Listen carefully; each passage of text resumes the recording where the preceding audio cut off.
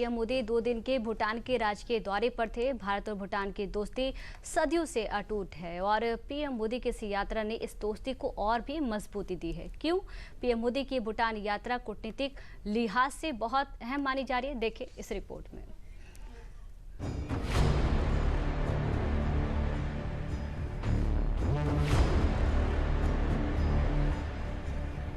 ये तस्वीरें भारत और भूटान की अटूट दोस्ती और आपसी भाईचारे का सबसे बड़ा सबूत है।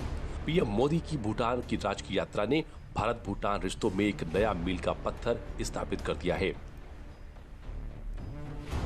2 दिन की बेहद सफल भूटान यात्रा के बाद पीएम मोदी स्वदेश वापस आ चुके हैं, लेकिन उससे पहले उन्होंने भारत और भूटान के बीच के रिश्तों को वो मजबूती दी जो भारत की विदेशी कूटनीति को और मजबूत करने वाला है। भारत रवाना होने से पहले पीएम मोदी ने भूटान के चौथे राजा से मुलाकात की और कई मुद्दों पर दोनों देशों के बीच सफल बातचीत हुई।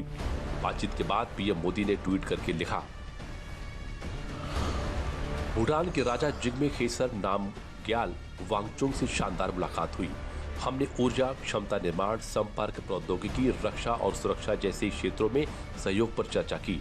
भारत को भूटान की विकास यात्रा में एक प्रमुख भागीदार होने पर गर्व है। इस दौरान क्षेत्रीय व वैश्विक चुनौतियों पर भी बात हुई और स्थिरता व सहयोग के साझा विजन को दोहराया गया।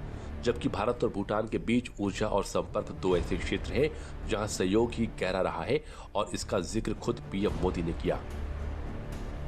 आज जब हम दोनों देश तेजी से आगे बढ़ रहे हैं तो इस ग्रोथ को हमारी एनर्जी पार्टनरशिप और गति दे रही है।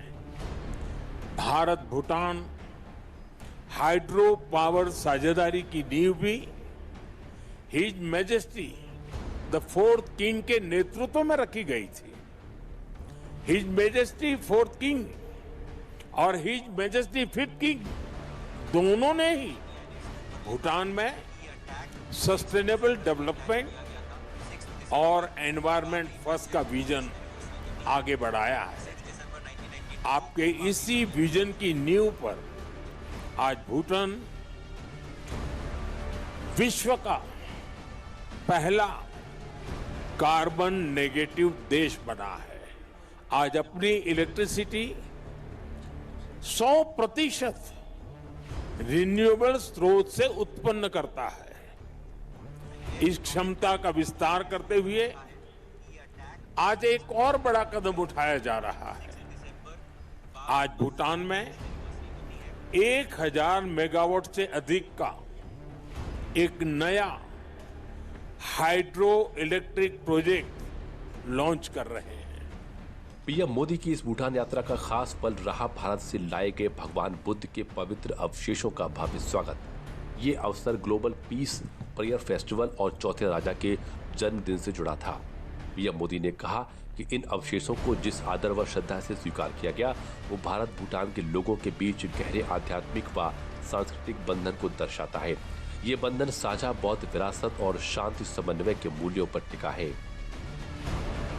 भारत और भूटान सिर्फ सीमाओं से नहीं, संस्कृतियों से भी जुड़े हैं। हमारा रिश्ता वैल्यूज का है, इमोशंस का है, पीस का है, प्रोग्रेस का है। 2014 में प्रधानमंत्री पद की शपथ लेने के बाद मुझे अपनी पहली विदेश यात्रा में भूटान आने का अवसर मिला था। मैं आज भी उस यात्रा को याद करता हूं तो मन भावनाओं से भर जाता है। भारत और भूटान के संबंध इतने सशक्त और समृद्ध हैं।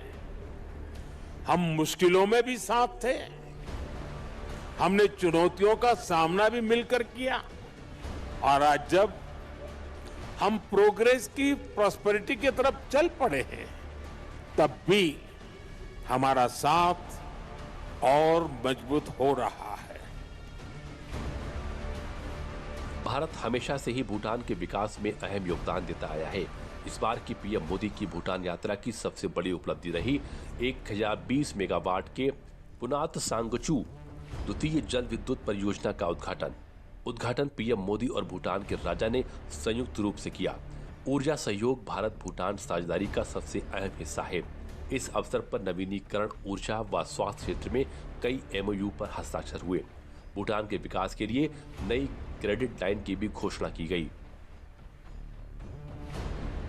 भारत रवाना होने से पहले पीएम मोदी ने थिम्पू में भूटान के राजा जिग्मे खेसर नामग्याल वांगचुक के साथ कालचक्र अभिषेक का उद्घाटन किया। राजधानी थिम्पू में चांगली मथांग स्टेडियम में हुए इस उद्घाटन में हजारों लोग शामिल थे।